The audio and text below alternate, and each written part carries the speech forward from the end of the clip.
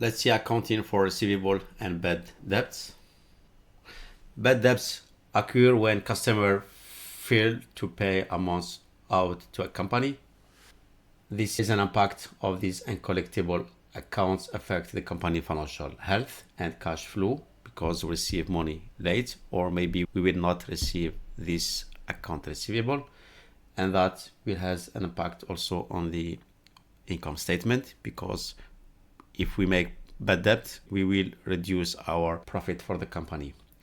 The management decide to proper estimation and handling of the bad debts to ensure accurate financial reporting. Bad debt is important to know our assets, because account receivable is our asset. If we estimate not sure that we get our money, we need to make estimation to reduce our assets and to reflect the increase of costs related to bad debt for the company. Also has an impact on the cash flow planning, to be aware that we may not receive this cash that we have booked. We need to take decision if we put it in the forecast, in the cash forecast or not. We have three different estimation method. The first one, the percentage of sales method.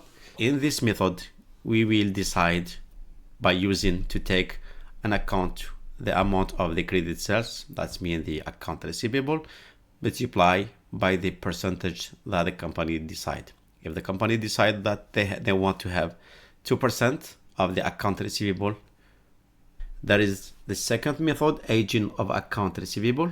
The company, they need to analyze the age of outstanding receivable to assess collection, like to assess collection for this account receivable. Then there is historical percentage method, uses past bad debt ratio, estimate future uncollectible amounts. The first method, which is the simple one to use, is we calculate the percentage of sales method by determining the total amount of the credit sales for the period, and we get this amount from our account receivable in the balance sheet. Then apply estimate percentage based on the historical data that we get. We make analysis for the past data. Then multiply the total credit sales by the estimated percentage to get the amount of bad debts. We have an example here. We have our total credit sales or account receivable is 500,000. The management decide that our estimated percentage is 3%, which is based on the historical data and market conditions, and we multiply 500,000 by 3% and we get 15,000, and this amount will be booked in the journals as cost. The second method, which is aging of account, this is very famous as well.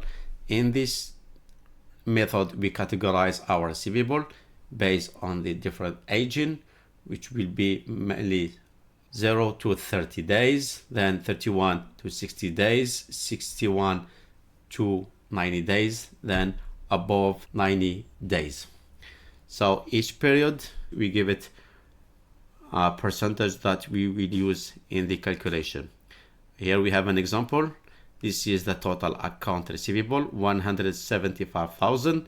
We have 100,000 which is aged less than 30 days. That means we just invoice to customer. We have 50,000 between 31 and 60. Then 25,000 which is over 60 days.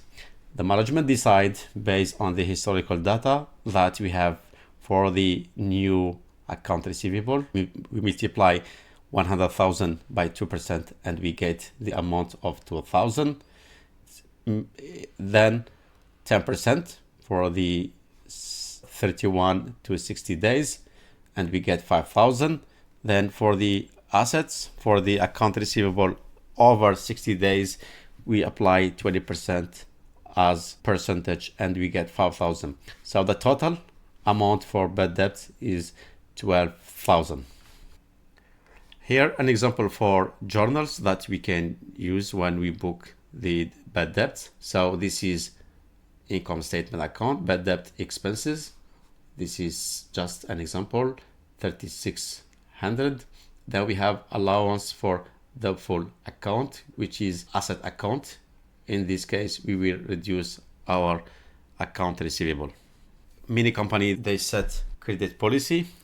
For each customer, they give it credit line.